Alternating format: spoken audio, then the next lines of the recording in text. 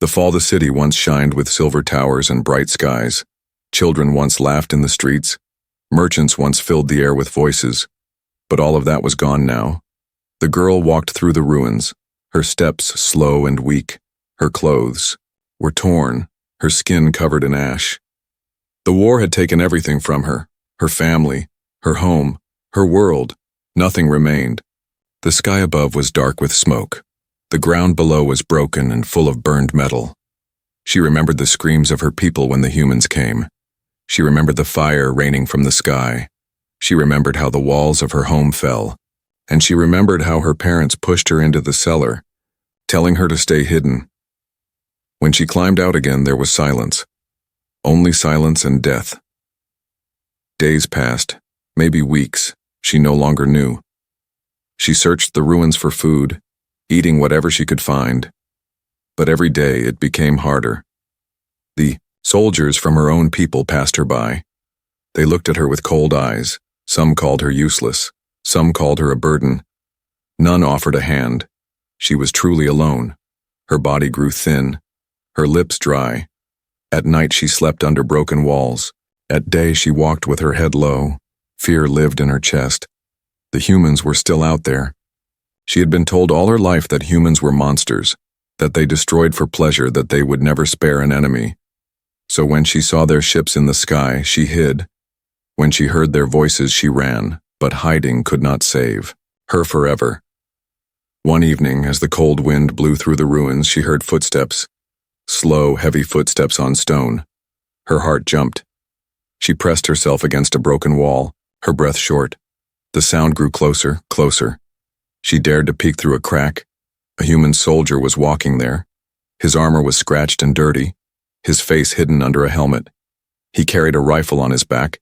Every story she had ever heard told her to run, to stay unseen. But her legs were weak. Her body was too tired. And then the soldier turned his head. Their eyes met. The girl froze. The soldier stopped. For a moment, the world felt silent. She thought this was her end. She thought the human would raise his weapon. She thought she would join the dead, but the human did not move.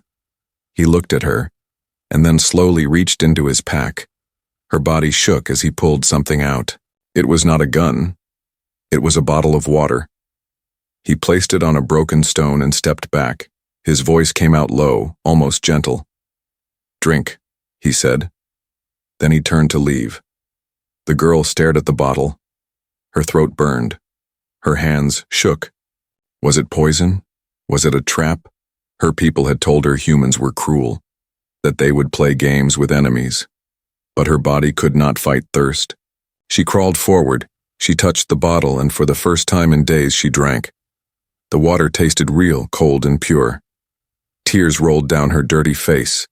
She looked around, but the soldier was gone. Only footprints marked the ground. She clutched the bottle to her chest, her heart full of fear and confusion. The next day she found more. A piece of bread on the same stone. She looked around, but again no soldier was near. Each day something small appeared. A bit of fruit, a cloth, another bottle. Every time she told herself not to trust it. Every time she told herself it was a trick. But hunger and thirst made her take it, and yet the question grew inside her mind. Why would a human do this? Why would her enemy help her? Was it kindness, or was it the beginning of something worse?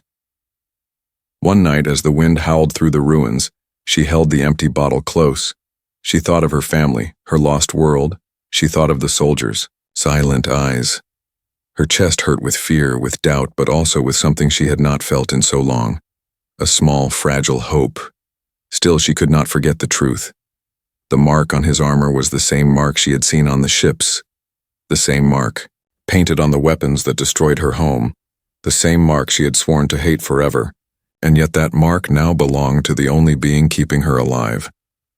The ruins around her were cold. The night stretched on without mercy. She closed her eyes, whispering into the dark. "What do you want from me, human?" The silence gave no answer. But the shadow of his kindness lingered, and deep in her heart, fear mixed with wonder. For the first time, she did not know what tomorrow would bring. The next morning, the girl woke to the sound of boots on stone. Her heart raced, her body stiffened. She pressed herself low against the rubble, her eyes wide, watching, waiting. The footsteps grew louder, steady, heavy. She knew that sound now. It was him, the human soldier. He came the same way as before. His shadow fell across the broken wall. Her hands shook. Her throat dry, though. She still had half the bottle of water from yesterday. The soldier placed something down again, a small bundle wrapped in cloth. He did not look at her this time. He only set the bundle down and turned to go. The girl did not move. She waited until his steps faded. Then slowly she crawled forward. Inside the cloth she found bread, hard but fresh enough to eat. Her stomach growled. She ate in silence, every bite making her wonder. Why would a human feed her? Why would her enemy spare her? That night she did not sleep. She kept her eyes on the path. The soldier came again. This time he carried nothing but stopped near her hiding place. He stood there, silent, his face still hidden behind the helmet. The girl felt her body tremble. If he wished to kill her, he could do it now, yet he simply stood as if waiting at last. He took the empty bottle she had left on the stone. He filled it from his own pack and set it back. Then he walked away into the darkness. The girl sat there long after he left, her heart torn between fear and something she could not name. Days passed. Each day the soldier returned. Each day he left food. Sometimes he stayed a moment longer, as if to make sure she was alive, but he never spoke. Not a single word. His silence frightened her almost as much as his kindness. One evening, she gathered courage when he placed the bread down. She whispered, "Why?" Her voice cracked, weak. The soldier froze. He turned his head, the dim light glinting off his helmet. For a moment she thought he would answer, but instead he walked away. Only the echo of his boots remained. The girl clenched her fists, tears welled in her eyes. "Say something," she whispered to the empty night. But the silence gave her no reply. On the fourth night, the girl did something different. Instead of waiting for him to leave, she followed, quiet as she could, her bare feet stepping lightly over stone. The soldier moved slowly, his armor heavy. He did not notice the small shadow behind him. They reached a broken building where more soldiers sat around a dim fire.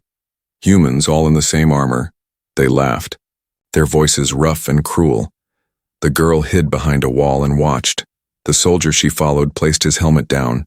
For the first time she saw his face. It was scarred, tired, older than she expected. The other soldiers mocked him. "Still, feeding that rat," one of them said. "Why waste food on the enemy?" Another laughed. The soldier did not reply. He sat quietly, eating little, pushing most of his ration aside. She realized with shock that the food he gave her was his own. Her breath caught in her throat. This human was risking punishment, hunger, maybe even death, and all for her, an enemy child. Why, she returned to her hiding place before dawn, her mind heavy with questions. When the soldier came again, she looked at him differently, not as a monster but as something she could not understand. He placed the bread down. She did not reach for it. Instead, she stared at him, her eyes sharp, her body trembling with defiance and fear. "Why help me?" she whispered, louder than before. This time he paused. He turned, his face hidden again, behind the helmet. For a long moment he said nothing. Then, in a low voice, he answered, "Because no one helped me." The words were rough, broken. He turned away quickly, as if ashamed he had spoken. The girl's chest tightened. She wanted to ask more. She wanted to know who he was, what he meant, but he was already gone. His figure vanished into the night, and she was left with the bread, with the water, and with his words echoing inside her. She ate slowly, her thoughts storming. She had been told humans were monsters. She had seen their ships burn her home. She had heard her people curse their names. Yet this soldier had saved her again and again. Was it possible that her people were wrong? Or was this soldier simply different? She did not know. But she knew one thing. Her life now belonged to him, and that truth frightened her more than death itself. The days bled into each other like shadows across broken stone. Every sunrise brought hunger, and every sunset brought fear. Yet in between, there was always him, the soldier with no name, the soldier who never smiled, the soldier who gave his food away. The girl no longer waited in silence. She would sit near the broken wall each evening, her eyes fixed on the path where his boots would appear. Her heart would race with a strange rhythm. Not only fear now, but something else. A pull she could not understand. When he came, he placed food down the same way. A piece of bread, a strip of dried meat, sometimes a piece of fruit. Never more, never less. He did not linger. He did not speak. But she began to watch him carefully. The way his shoulders drooped with exhaustion, the way his hands shook slightly as he set the food down, the way he always turned away quickly as if ashamed. One night she noticed something new. The cloth he left was smaller than usual. When she opened it, there was only half a portion. She frowned, her stomach aching. Yet she saw the truth. His face had been thinner, his steps slower. He was giving her his food again. More than once he went hungry for her sake. The thought tore at her heart. Why would he suffer for her? Why would an enemy soldier starve himself to keep her alive? She wanted to scream at him. She wanted to demand answers, but when she opened her mouth, the words never came. Instead, she whispered to herself as she ate slowly, "You are a fool, human." Her voice shook with anger and confusion, but when she wiped her tears, she realized she did not mean it. The nights grew colder. The wind bit through her thin clothes. Her small fire offered little warmth. One evening when the soldier came, he left not food, but a blanket.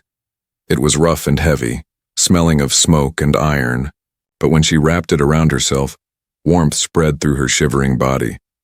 For the first time since the war began, she slept without trembling. The next day she followed him again, this time more carefully, her steps slower, her body hidden. In shadows she watched as he returned to the human camp. The other soldiers laughed loudly around the fire. They tore at their food with greedy hands. She saw one of them push the soldier. "Why so quiet, rat feeder?" the man sneered. Another voice added, "He'd rather save the enemy than stand with us." The girl's chest tightened as the soldier stayed silent. He said nothing, only sat apart, his eyes hard.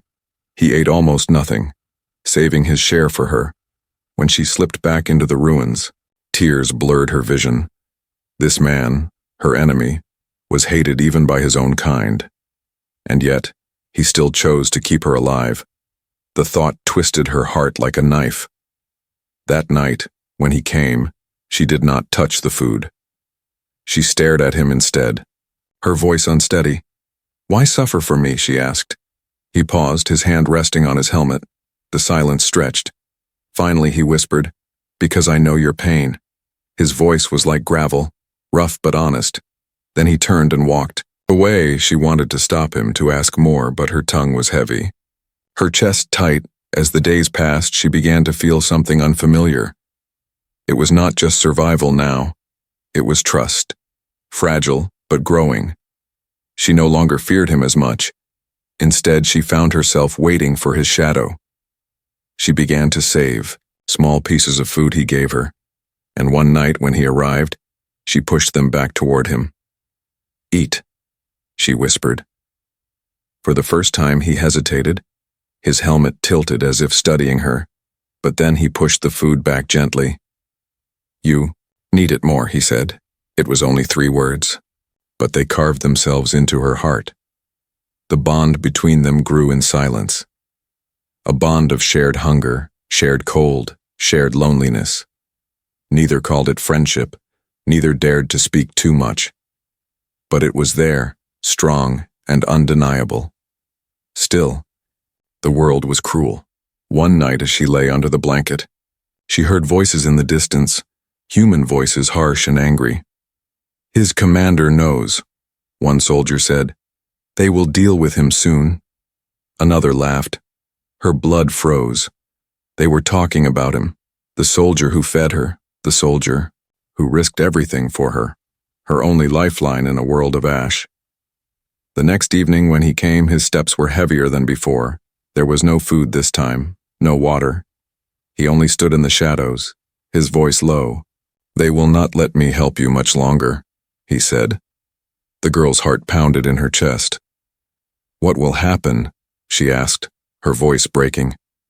He looked at her for a long moment, then whispered, They will make sure you disappear. The away. Words cut through the night like a blade. The girl's breath shook. For the first time, she felt true terror, not of hunger, not of war, but of what was coming. And for the first time, she looked at him not just as a stranger, but as the only one who could save her. The night was colder than ever. The ruins whispered with the sound of shifting stone. The girl sat wrapped in the heavy blanket he had given her, her heart still echoing with his warning. They will make sure you disappear. She could not close her eyes. Every shadow felt like danger. Every gust of wind carried fear. Her hands clenched the blanket tight. Her chest rose and fell in quick breaths. She knew tomorrow might be her last day, unless he kept his word. The next evening, the soldier came again, but this time there was no food, no water, no quiet gift. His voice was sharp and quick. You must leave here, he said. The girl froze, staring at him. Her throat felt dry. Where will I go? She whispered. He looked at her with hard eyes. Anywhere but here, they are hunting you now. Her body trembled. She wanted to believe him, but fear clouded her mind. What if you are lying? She asked. What if you are leading me to death? The soldier did not answer right away. Instead, he lifted his helmet slowly. For the second time, she saw his face. It was worn, scarred, and tired. But his eyes carried no cruelty, only exhaustion and something else, something close to pain. I will not harm you, he said. I will not betray you, because no one deserves what I lived through. The girl's lips parted. Her voice shook. What did you live through? The soldier looked away. I was a child when war came to my village. They burned everything. They left me with nothing. No family, no food, no hope. His jaw tightened as he spoke. Someone saved me, a stranger, and because of them I survived. He turned back toward her. And now I do the same for you. The girl's chest ached. She felt her breath tremble. His words dug into her heart like seeds in broken soil. He had once been like her, abandoned, starving, hopeless. That was why he helped her. Not because she was special, but because he could not watch another child suffer as he once did. Still, her fear lingered. Her people had told her all her life that humans were liars, that humans only pretended to be kind before striking with cruelty. And yet, this man had fed her, sheltered her, defended her with silence. How could that be a trick? She whispered, Why risk your life? Your commander will punish you. Your own people mock you. He gave a bitter smile, tired and hollow. They already do every day. His voice was quiet, almost broken. They call me traitor, coward, fool. But their words mean nothing. I would rather be mocked than watch a child die. The girl lowered her head, tears burned her eyes. She hated herself for doubting him, for thinking his kindness was false. But she had lived too long in a world of betrayal. It was hard to believe and trust. That night, she made a choice. When he turned to leave, she reached out with shaking hands and clutched his sleeve. Her voice cracked. I will trust you, she said. The soldier stopped, his body tense. Slowly, he turned his head. For the first time, his eyes softened. Not much, but enough for her to see it. He nodded once. Then you must listen, he said. They are watching me. If they find you, they will kill you. I can only hide you for so long. Her heart pounded. Where will we go? She asked. He looked at the ruins around them. Farther from here, into the broken city, there are places they do not patrol. She swallowed hard. The thought of leaving her hiding place filled her with dread. but staying meant death. She stood, wrapping the blanket tightly around her thin frame. "I will follow," she whispered, and with that, the bond between them grew, not just of food and silence, but of choice. The soldier guided her through the ruins that night, his steps careful, his eyes sharp. Every sound made her flinch, every shadow made her grip the blanket tighter. But he moved with certainty. He knew the paths, the cracks, the safe corners. For the first time since the war, she did not feel alone. They reached a ruined tower, half broken, but still standing, tall. Inside was a hollow chamber hidden from the streets. He placed a small pack on the ground. "You will stay here now, safer than before," he said. The girl lowered herself to the stone floor, her body weak, but her spirit trembling with something new. Trust. Before he left, she looked up at him, her voice soft. "What is your name?" He paused, his back turned. For a moment she thought he would not answer, then quietly he spoke. "Marcus." The name felt heavy in the air, a name she would never forget. Her lips trembled as she whispered her own in return. Alira. For the first time, they were no longer nameless shadows. For the first time, they were more than enemies. They were two souls bound by survival, by kindness, by trust. But even as the night wrapped around them, danger still lingered. In the distance, voices of soldiers' commands shouted in the dark. The hunt was not over, and trust alone would not keep them alive for long. The ruined tower gave Alira shelter, but not peace. Every hour she felt the weight of danger pressing closer. Every sound outside made her heart beat faster. The soldier, Marcus, came to her at dusk, his steps heavy, his face darker than before. "No," he said, his voice low. Alira froze, her fingers tightening around the blanket. "Who knows?" she whispered. "My commander," Marcus replied. "He ordered your death." Her chest tightened. The words felt like fire cutting through her heart. Her hands shook as she asked, "When?" "Tomorrow," he said. "They will search the ruins. They will find you. They will finish what they started." Alira's breath caught. Fear choked her. Tomorrow, her life would end unless she trusted the man before her. She looked into his scarred face.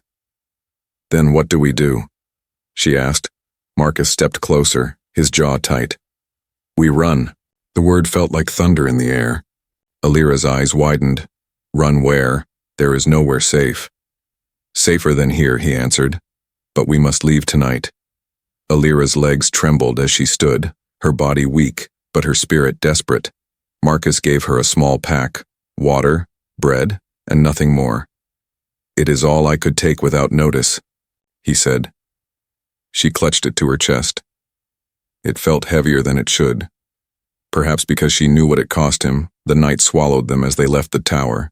Every step was measured, every shadow a threat. Marcus moved ahead, his weapon ready. Alira followed close, her small frame hidden beneath the blanket. The ruins groaned under the weight of silence. Even the stars above seemed to hide behind smoke. As they moved deeper into the city, Marcus spoke in a whisper. "You must stay close. Do not run unless I tell you." Alira nodded, though fear burned in her eyes. "Why are you doing this?" she asked suddenly, her voice fragile. Marcus did not look at her. "Because when I was your age, no one came," he said. "Because I swore if I ever had the chance I would not let another child die the way I almost did." The words pierced her heart. She wanted to speak, but before she could, voices echoed through the ruins. Human soldiers, their torches glowing like fire in the dark. "Search every corner," one barked. "They said the rat is hiding somewhere. Near." Another laughed. Alira's chest clenched. Marcus pulled her behind a broken wall, his hand pressed gently but firmly over her mouth. "Quiet," he whispered. The soldiers passed, their boots crunching on stone, their laughter echoing.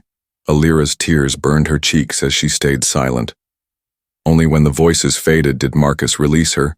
Her breath came in shaky gasps. They will not stop, she whispered. No, Marcus said. That is why we must be faster. They moved again, slipping through alleys of rubble and broken glass. But danger came not only from humans. In the distance, Alira heard a different sound. Familiar voices, sharp and cold. Her own people. Alien soldiers in dark armor. Marcus's face hardened. They are hunting too, he muttered. Alira's heart sank. Her people had abandoned her. Yet now they searched to finish her life. Humans hunted her. Aliens hunted her. The only one keeping her alive was the enemy soldier at her side. The night grew heavier. Torches glowed on both sides of the ruins. The humans closed in from the west.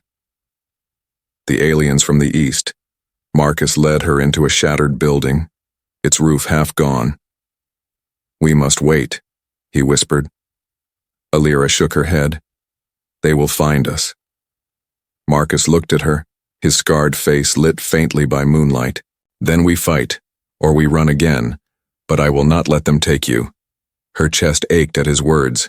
He was not just saving her, he was defying the world for her. A human soldier betraying his kind, an enemy shielding her from her own people. The thought filled her with a pain too heavy to name. They crouched in silence. Footsteps grew louder, closer. Shouts cut through the air. Over here! A voice cried. Marcus cursed under his breath. Stay behind me, he ordered. Before Alira could answer, light burst into the ruined hall. Both human and alien soldiers appeared. Weapons raised, they had been cornered. Alira gasped, fear flooding her veins. Marcus raised his weapon, standing tall in front of her. His voice was sharp, hard as steel. You will not touch her. The soldiers laughed. She is nothing, one spat. Then why do you risk your life for her? Another sneered. Marcus's finger tightened on the trigger. Because she deserves to live, he growled. The room shook with tension. The soldiers raised their rifles. Alira's body froze, her mind screamed. She clutched the blanket tighter, hiding behind Marcus. The man who should have been her enemy, now her only shield. The first shot cracked through the night. The walls shook with echoes of gunfire. Sparks lit the air. Marcus pushed Alira down, covering her with his body. Bullets struck stone. Voices roared. The fight had begun, and escape was their only hope. The ruins shook with fire. Bullets tore through, the air like angry wasps. Stone shattered, sparks flew. Voices shouted in rage. Alira pressed herself against the floor, her hands covering her ears. Her heart pounded so hard she thought it might break. Marcus stood above her, his weapon roaring back. Each shot echoed with steel. He moved with the strength of desperation. He was not fighting to win. He was fighting to protect her. Every bullet he fired was a promise. Every step he took was a shield between her and death. Stay down, he barked, his voice sharp through the chaos. Alira could only nod, her body trembling. She could smell the smoke, taste the dust. Her tears burned her eyes. Why was this man, this human, risking everything for her?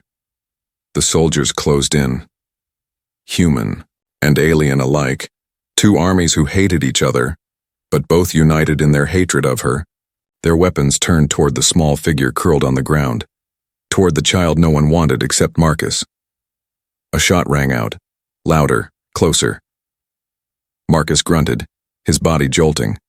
Blood sprayed across the stone. Alira screamed. He staggered but did not fall. His body shielded her still, his arm bled, but his weapon kept firing. Run, he shouted, his voice heavy with pain. Alira shook her head wildly. No, she cried, her voice breaking. I will not leave you. Marcus turned, his face pale, his eyes fierce. You must. If you stay, you die, and then my fight means nothing. Her heart cracked at his words. She wanted to argue, she wanted to scream. But deep inside she knew he was right. Still, her legs refused to move. She clutched the blanket tighter, her small voice shaking. I cannot. Not without you. Another shot rang. Marcus fell to one knee, his body jerking, blood spread across his armor, yet he forced himself up again. With trembling hands, he pushed, her back into the shadows, his voice rough but steady. "Listen to me, Alira. You must live." Tears streamed down her face. She shook her head, sobbing. "You will die." Marcus gave her a faint, broken smile. "I already knew that the moment I chose to save you." The words cut through her heart like glass. Her chest ached so fiercely she could hardly breathe. But before she could speak again, more soldiers stormed the ruins. Their torches lit the night with cruel fire. Their voices roared, "There, the traitor! Kill him!" Marcus lifted his weapon once more. He fired into the crowd, every shot slowing their advance, every second buying her time. His body trembled, his wounds bleeding, but his will was unshaken. He stood like a wall of iron before her. Alira's mind raced. She could not run. She could not hide. If she left, he would die alone. If she stayed, they would both be taken. Her voice rose through the smoke, desperate. "Why me?" she cried. "Why save me, when no one else would?" Marcus's answer was a whisper barely heard over the battle. "Because someone once saved me, and if I let you die, then their kindness dies too." The words shattered her soul. She wanted to scream, to fight, but all she could do was cry as his blood dripped onto the stone. The battle raged. One soldier broke through, charging with a blade. Marcus swung his rifle, striking the man down. Another came, another fell. But his body weakened. He could not hold forever. At last, a shot struck his side. Marcus fell to one knee, his weapon slipping. Alira rushed forward, grabbing him with trembling arms. "Get up," she cried. "You must get up." His eyes met hers, heavy with pain but filled with something brighter. "Hope. I told you to run," he said softly, but she shook her head. Her tears fell onto his armor. "I will not leave you. I cannot, you are all I have." The soldiers closed in. Shadows filled the broken hall. Marcus tried to rise, but his body betrayed him. Still, he pushed Alira behind him once more, even on his knees, even bleeding. He would not let them touch her. The soldiers raised their weapons. Voices roared for blood. Alira's scream pierced the night. But then from the distance another voice cut through the chaos. "Hold your fire!" The soldiers froze.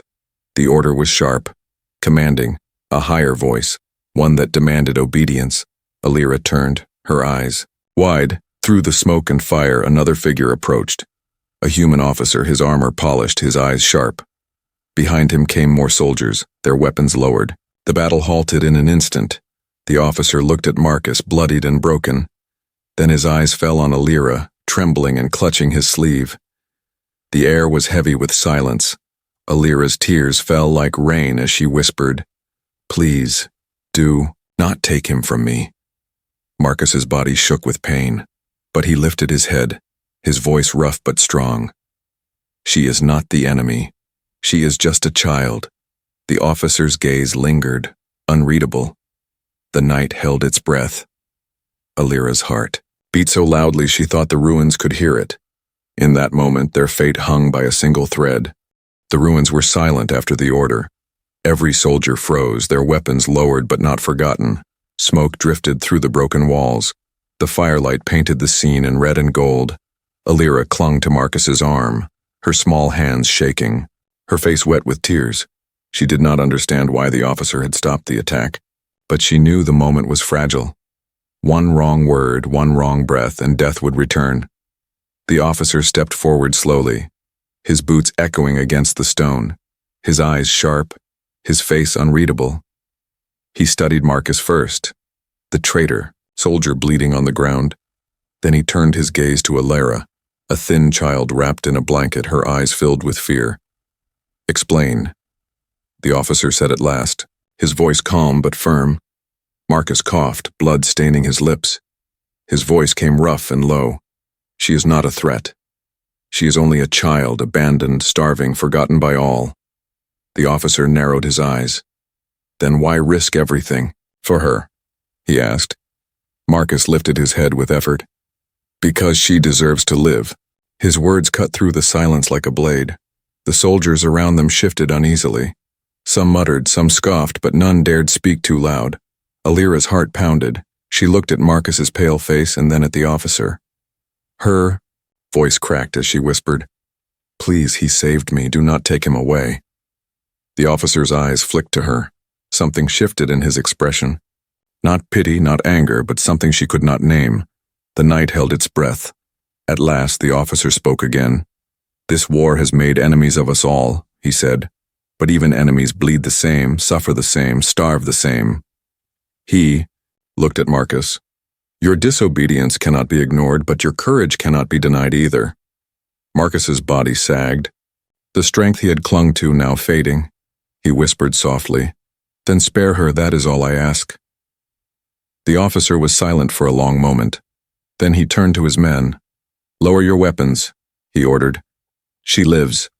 The soldiers shifted. Uneasy, one of them hissed, "Sir, she is the enemy." But the officer's glare silenced him. "I gave an order," he snapped, "and you will follow it." Alira gasped, her small chest heaving. She clutched Marcus tighter. The tears that fell now were not only of fear, but of something she had not felt in so long. Hope. The officer stepped closer to Marcus. "You are wounded, soldier," he said. Marcus gave a faint smile, bitter and tired. "I have been wounded a long time." The officer crouched, his voice lower now. "You risked your life for her, but do you understand what that means?" Marcus met his gaze, steady despite the pain. "Yes," he said. "It means kindness still matters, even in war." The words struck Alira's heart like light breaking through clouds. She leaned against Marcus, whispering through her tears, "I had nothing, but you gave me everything." Her voice cracked, but her eyes held steady. "You changed my fate." Marcus closed his eyes for a moment. His lips curved into the faintest smile. "I only gave what was once given to me," he murmured. "Now it is yours to carry." The officer rose, his face unreadable once more. He turned to his soldiers. "We march at dawn," he said. "Leave them." The humans pulled back slowly, their torches fading into the night. The ruins grew quiet once more. Only the wind whispered through broken stone. Alira stayed beside Marcus, her small hands pressed against his wound. "You cannot leave me," she whispered fiercely. "You are all I have." Marcus opened his eyes, heavy with pain. "I will stay as long as I can," he said softly. "And when I am gone, you must live. You must carry this kindness forward." Her tears fell onto his armor.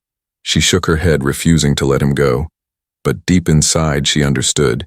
His gift to her was not only life, it was the lesson that kindness could defy hate.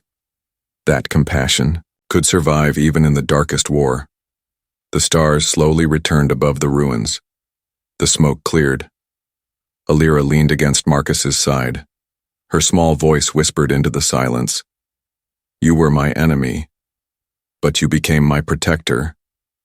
You gave me hope when I had none, and I will never forget." The night stretched on, endless and fragile. The war around them would not end tomorrow. The galaxy would not heal in a single night.